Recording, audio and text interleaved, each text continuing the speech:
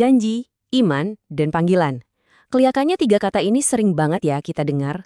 Tapi pernah nggak sih kita berhenti sejenak dan berpikir, apa sebenarnya hubungan di antara ketiganya? Nah, hari ini kita bakal bedah sebuah renungan singkat yang jujur aja keren banget.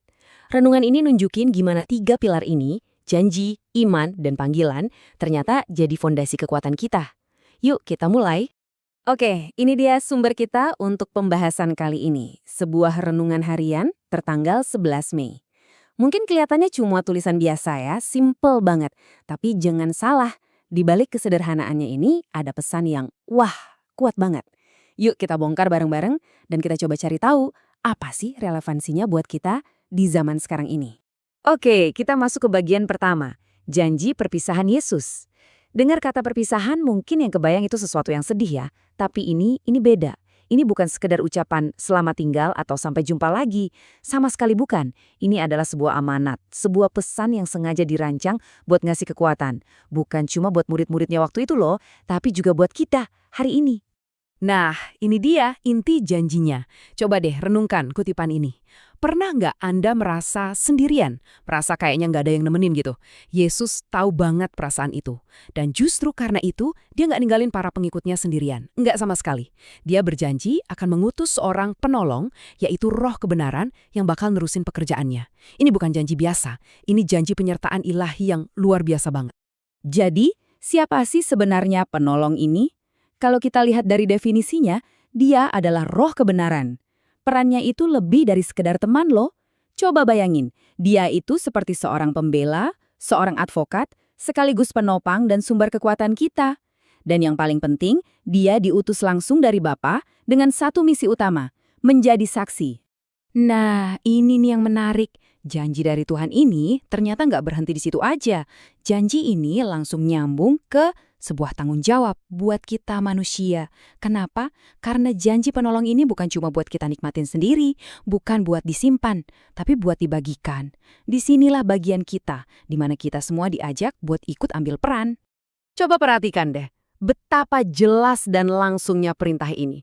Setelah Yesus menjanjikan Roh Kudus sebagai saksi yang utama, dia langsung noleh ke murid-muridnya dan seolah-olah bilang, sekarang giliran kalian. Ini tuh kayak lari estafet kesaksian, tahu nggak? Tongkatnya dioper dari dia ke mereka yang udah jalan bareng dia dari awal, dan estafet itu terus berlanjut sampai ke kita sekarang. Tapi, tunggu dulu.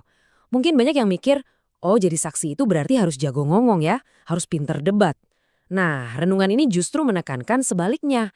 Menjadi saksi itu bukan soal kefasihan berkata-kata, bukan soal punya argumen yang paling canggih, bukan itu. Ini jauh lebih dalam dari itu. Terus, apa dong kekuatan di baliknya? Nah, ini dia jawabannya. Kekuatan sejati untuk bersaksi itu ternyata bukan dari diri kita sendiri, bukan dari kehebatan kita. Kekuatan itu datang dari iman, dan iman itu sendiri adalah sebuah anugerah, sebuah kasih karunia. Jadi, ini bukan soal kemampuan manusia, sama sekali bukan.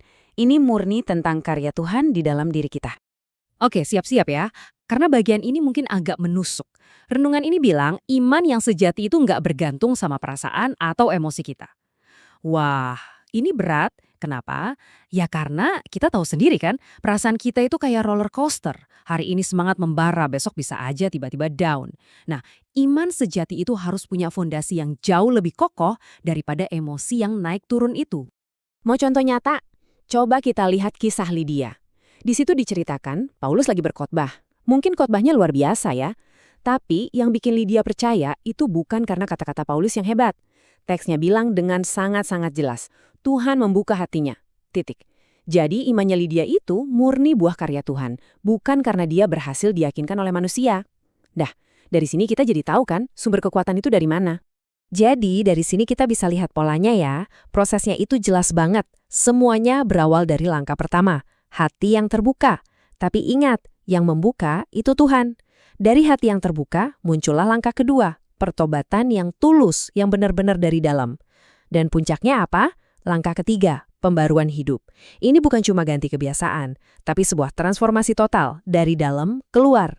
Oke, sekarang kita bahas bagian yang mungkin nggak enak didengar tapi sangat penting. Hidup sebagai saksi itu nggak selalu mulus, nggak selalu indah, nggak kayak di film. Dan yang saya suka dari renungan ini adalah dia sangat realistis. Nggak menghindar dari kenyataan pahit bahwa kesulitan itu ada. Tapi justru di tengah-tengah ujian itulah janji Tuhan jadi terasa paling nyata dan relevan. Ini pertanyaan yang pasti sering muncul di benak kita, kan?